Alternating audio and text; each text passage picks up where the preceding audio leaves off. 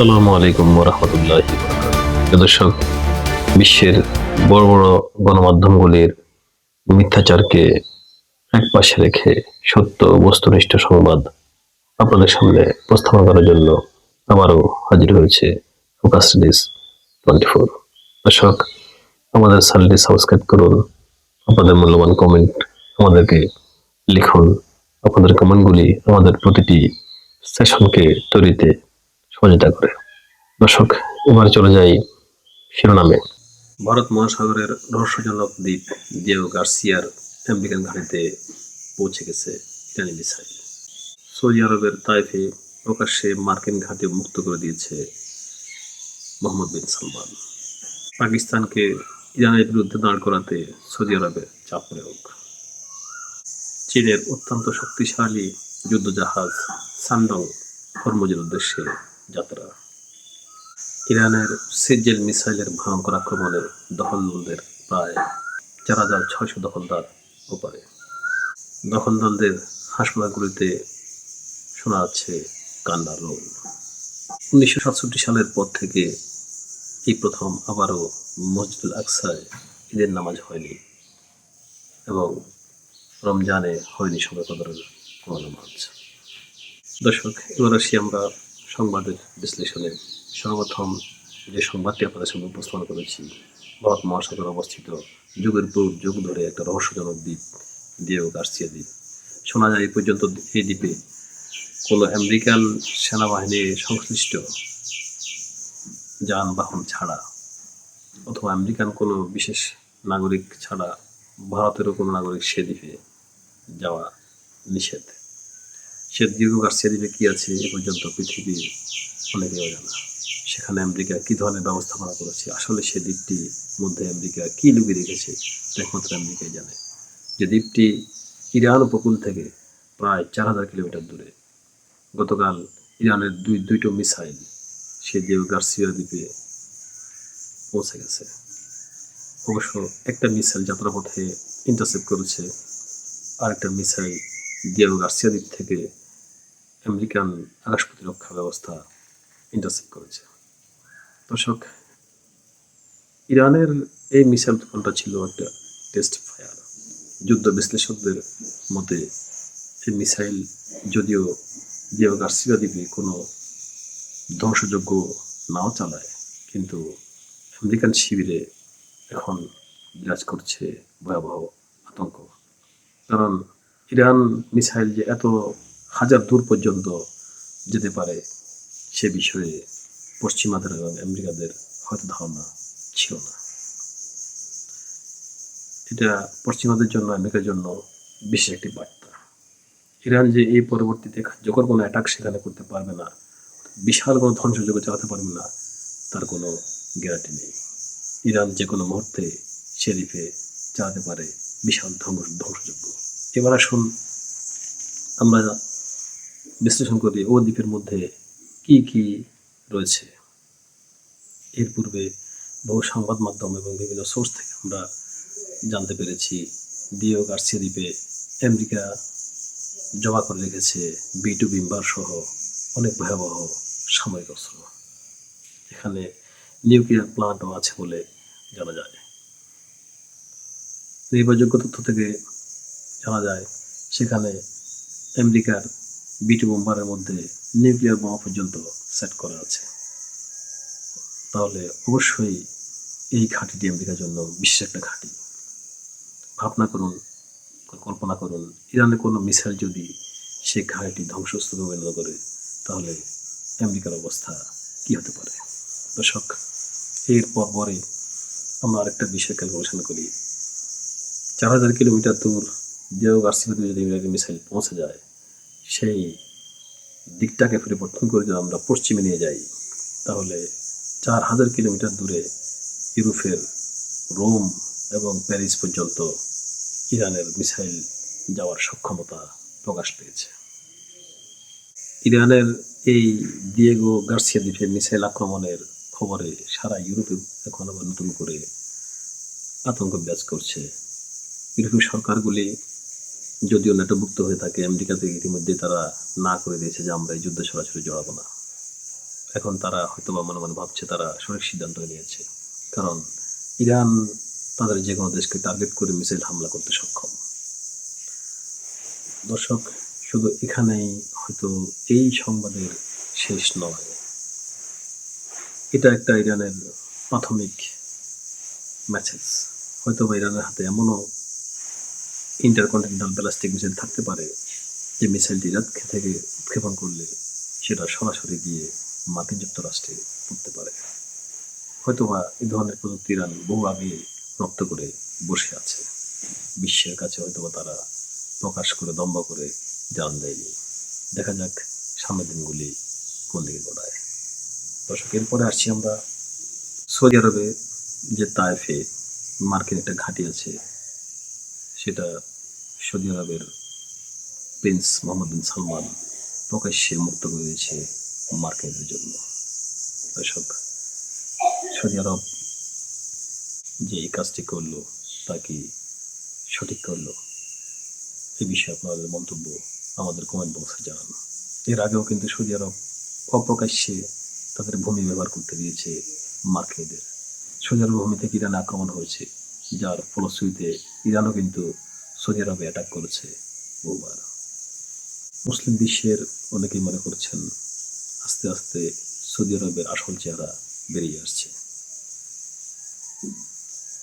অনেক বিশ্লেষকই বলছেন রাসূলুল্লাহ সাল্লাল্লাহু আলাইহি ওয়াসাল্লামের জামানায় কিন্তু সৌদি আরবে মুনাফিকের কমতি ছিল না, বর্তমানে তো সেটা থাকাটা স্বাভাবিক। দর্শক, সৌদি আরবের পদক্ষেপে ইরান কি বসে থাকবে? আপনারা কি মনে করেন? সৌদি আরবের তায়েফের ঘাঁটি প্রকাশ্যে দেওয়ার পরে কি ইরান যুদ্ধে কোণঠাসা হয়ে যাবে? মন্তব্য আপনাদের আমাদের কমেন্ট বক্সে পাঠান। সৌদি আরবের প্রিন্স মোহাম্মদ বিন সালমান মুনাফিক এখানেই ক্ষান্ত হয়নি। আপনারা জানেন যে এই যুদ্ধের কয়েক মাস পূর্বে সৌদি আরবের সাথে পাকিস্তানের চুক্তি হয়, প্রতিরক্ষা চুক্তি, যে চুক্তিতে পাকিস্তানের পক্ষ থেকে শাহবাজ শরীফ এবং আসিফ মনির, সৌদি আরবের পক্ষ থেকে তাদের পররাষ্ট্রমন্ত্রী এবং গুরুত্বপূর্ণ ব্যক্তিবর্গ যৌথভাবে সিগনেচার করেছেন। সেই চুক্তির প্রথম কন্ডিশনই হলো, যদি সৌদি আরব আক্রান্ত হয় পাকিস্তান ভাববে পাকিস্তান নিজেও আক্রান্ত হয়েছে, অথবা পাকিস্তান আক্রান্ত হলে সৌদি আরব ভাববে সৌদি আরব আক্রান্ত হয়েছে। যে দেশে আক্রান্ত হোক, একে অপরের সাথে তৎক্ষণাৎই কিন্তু প্রতিরোধে এগিয়ে আসবে, তাদের প্রতিরক্ষা এগিয়ে আসতে হবে।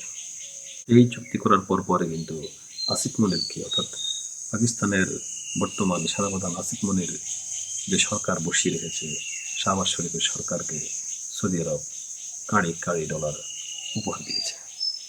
সৌদি আরবের টাকায় হাবুডুবু খাওয়া এই পাকিস্তানের সরকার কি প্রিন্স মোহাম্মদ বিন সালমানের নির্দেশে ইরানে হামলা চালানোর জন্য তৈরি হবে না? প্রিয় দর্শক, আপনারা কি মনে করেন? মন্তব্য আমাদের কমেন্টে লিখুন। অপরদিকে ইরানও কিন্তু পাকিস্তানের সাথে ভালো সম্পর্ক রয়েছে। গতকাল আয়াতুল্লাহ খামেনির ছেলে, যিনি এখন ইরানের সর্বোচ্চ ধর্মীয় নেতা, মোস্তফা আল খামেনি, তিনি বলেছেন, পাকিস্তান আমাদের প্রতিবেশী রাষ্ট্র, বন্ধু রাষ্ট্র। আমার বাবা পাকিস্তানে খুব ভালোবাসতেন এবং যুগের পর যুগ ধরে পাকিস্তানের সাথে আমাদের বন্ধুত্ব বিরাজমান। পাকিস্তান, আমরা কখনোই পাকিস্তানের সাথে ভিন্ন ধরনের চিন্তা পোষণ করি না। শুধু তাই নয়, প্রিয় দর্শক, হরমুজ প্রণালী দিয়ে বিশ্বের সকল দেশের জাহাজ বন্ধ থাকলেও শুধুমাত্র 3টি দেশের জাহাজ ঠিকমতো কিন্তু ইরান থেকে তেল নিয়ে তাদের দেশে খুব নিরাপদে চলে আসছে। তার মধ্যে একটি দেশ পাকিস্তান, আর আরেকটি দেশ চীন এবং বাংলাদেশ। সে পাকিস্তান কি ইরানের সাথে বেমানি করবে? দর্শক, আপনারা কি মনে করেন? আমাদেরকে কমেন্টে জানান। 2-1 দিন আগে একটা সংবাদ পরিবেশনকালে আমি জানিয়েছিলাম, আমেরিকা সারা পৃথিবী থেকে তাদের কমান্ডিং অফিসার এবং কমান্ডো সেনাগুলিকে পুনরায় জড়ো করে ইরানের স্থল হামলার জন্য আমেরিকার এক ভয়ানক জাহাজে ভর্তি করে সেই জাহাজকে আরও কয়েকটি ডেস্ট্রয়ার এবং সাবমেরিন দিয়ে ট্যাকেল দিয়ে ইরানের উদ্দেশ্যে যাত্রা করিয়েছে। দর্শক, সম্ভবত ওই জাহাজটি ইরানের ভূখণ্ড থেকে প্রায় কয়েকশো কিলোমিটার কাছাকাছি এসেছে বলে আমরা একটা তথ্য থেকে, নির্ভরযোগ্য তথ্য থেকে আমরা পেয়েছি, তারই সাথে সাথে আরেকটা তথ্য আমরা পেয়েছি, এর জবাবে চীন তাদের সানডং অত্যন্ত ভয়ঙ্কর যুদ্ধ জাহাজ হরমুজ প্রণালীর উদ্দেশ্যে যাত্রা করেছে। দর্শক, চীনের এই জাহাজের তথ্যটি আমাদের কাছে হয়তো বা প্রমাণ সহ নাই, তবে যখনই আমরা প্রমাণ পাবো তখনই আপনাদের সামনে উপস্থাপন করব। যদি চীন এ ধরনের কোনো ব্যবস্থা সত্যি নিয়ে থাকে, তাহলে পৃথিবী দেখতে যাচ্ছে নতুন একটা দৃশ্য, নতুন চিত্র, নতুন কোনো ঘটনা প্রবাহ। কারণ চীনের এই জাহাজটি কোনো সাধারণ জাহাজ নয়, এই জাহাজটি একটি পুরো দেশ বলা যায়। এই জাহাজে এমন এমন সব প্রযুক্তি আছে যেটা কল্পনার বাইরে। এই জাহাজ দিয়ে পুরো একটা দেশের যে যুদ্ধ ব্যবস্থাপনা, সেই ব্যবস্থাপনায় জাহাজের মধ্যে প্রায় বিদ্যমান আছে বলে ধারণা করা হচ্ছে। আর চীন এমন একটা রাষ্ট্র, তাদের মধ্যে কী আছে, ভেতরে তারা কী রেখেছে, পৃথিবীর কেউ সেটা জানে না। এবার আসছি একটা দুঃখের সংবাদ নিয়ে। আপনি জানেন যে মুসলমানরা ইতিমধ্যেই ঈদ উল ফিতর উদযাপন করেছে, কিন্তু ইরানিদের ঈদ উল ফিতর ছিল কিন্তু একরকম অন্যরকম চিত্র, অন্যরকম দৃশ্য। ঈদ উল ফিতরের মধ্যেও তারা নিশ্চিত ছিল না যে 1 সেকেন্ড পরে তারা বেঁচে ফিরবে কিনা, 1 সেকেন্ড পরে তারা বেঁচে থাকতে পারবে কিনা। এখন তো বেঁচে আছি, একটু পর আমি বেঁচে থাকতে পারবো কিনা, এই চিন্তা নিয়ে ইরানিরা ঈদের নামাজ সম্পন্ন করেছে। কারণ প্রতিদিনই প্রতি মুহূর্তে তাদের উপরে বোম্বিং চলছে, কখন আকাশ থেকে ফাইটার জেট এসে তাদের উপর বোমা বর্ষণ করে তার কোনো ঠিক ঠিকানা নেই। ইরানিরা তাদের প্রাণটা হাতে নিয়ে আল্লাহ দরবারে পৌঁছেছে ঈদ উল ফিতরের নামাজ আদায় করার জন্য। দর্শক, একবার ভেবে দেখুন তাদের কী অবস্থা, কেমন তাদের পরিস্থিতি চলছে সেখানে। গতকাল ইরান থেকে একজন বাংলাদেশি বাংলাদেশে ফিরে এসেছে। বিমানবন্দরে তাকে সাংবাদিকরা জিজ্ঞাসা করেছেন যে ইরানের অবস্থা কি, একটু ব্রিফিংস দিন। তিনি প্রত্যুত্তর বলেছেন, গত 1 মাস তিনি ঘুমাতে পারেননি, শুধুমাত্র বোমের আওয়াজে, আর কখন তার প্রাণ চলে যায় সেই দুশ্চিন্তায়। তিনি যে বেঁচে ফিরতে পারবেন সে কল্পনা তিনি করেননি কখনো। যে বাঙালি ভাইটির এই অবস্থা ইরানে, তাহলে বোঝেন যে প্রতিটা ইরানি মানুষের, প্রতিটা ইরানি জনগণের কী অবস্থা করে দিন যাচ্ছে। যেমন রমজানের মধ্যেও কিন্তু একটা দিনও তারা আঘাতপ্রাপ্ত যে হয়নি, এরকম একটা দিন তাদের যায়নি।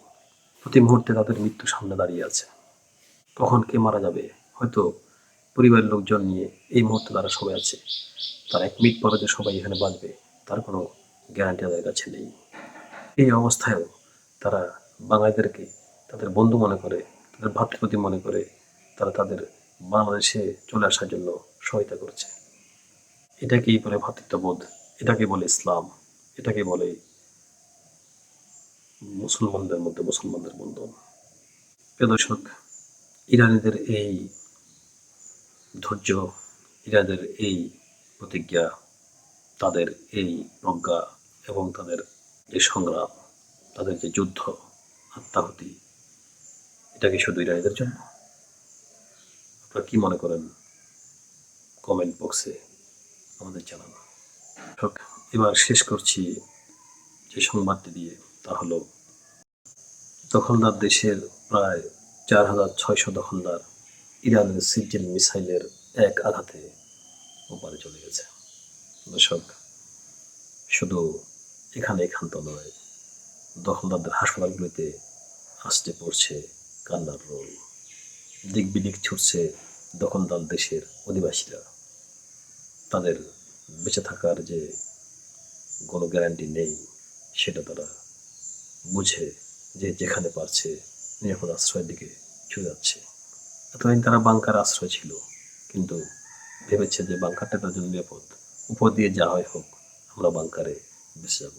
কিন্তু ইরানের সাম্প্রতিক আক্রমণগুলি বোঝাচ্ছে বাংকারও তাদের প্রাণ নিরাপদ নয়।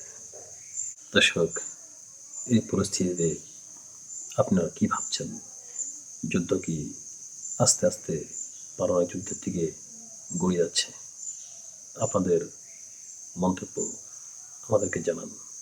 দর্শক, যুদ্ধের পরিস্থিতি এখন খুব চরমে চলছে। পরবর্তীতে আরও কোনো নতুন তথ্য আমরা পেলে সাথে সাথে আপনাদের সবার নিয়ে হাজির হব। আমাদের চ্যানেলটি সাবস্ক্রাইব করুন এবং চোখ রাখুন ক্লাস লিস্ট 24 স্কিলে। ধন্যবাদ সবাইকে।